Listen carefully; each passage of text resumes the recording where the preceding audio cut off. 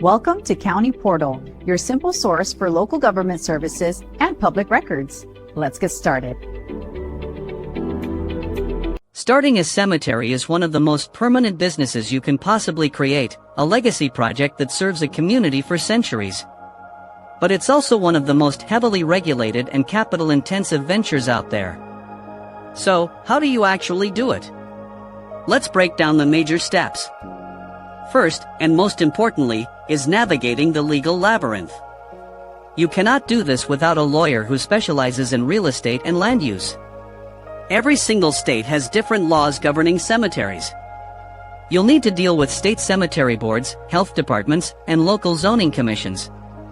You can't just buy a plot of land and call it a cemetery. It must be zoned specifically for that purpose, which can be a long and difficult process. Second, you need the right piece of land. We're talking about a significant acreage, usually at least 10 to 20 acres to start. The land needs to pass environmental checks. The soil must be suitable for burials, and the water table cannot be too high. You'll need a civil engineer to survey the property and design a master plan, laying out plots, roads, landscaping, and any necessary buildings like a small office or maintenance shed. Third, you need a rock-solid business plan and substantial funding. The costs are enormous, from buying the land to purchasing heavy equipment like a backhoe. Your revenue will come from selling burial plots, the fees for opening and closing graves, and selling other items like vaults or markers. But the single most critical financial component is the Perpetual Care Fund. This is a state-mandated trust fund. A portion of every plot sale, by law, must go into this fund. The principal can never be touched. The cemetery is then run off the interest generated by the fund, ensuring that the grounds can be maintained forever, long after all the plots are sold. This is the promise you make to every family you serve. Finally, you have to think about operations.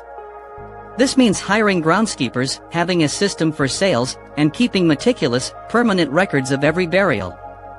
You'll be working closely with funeral homes and families during their most difficult times.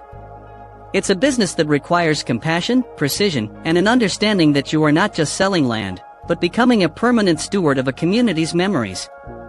It is a monumental task, combining real estate development with a sacred public trust. Thanks so much for watching this breakdown. If you found this information useful and want to learn about more unique businesses, please hit that subscribe button and ring the bell so you don't miss our next video.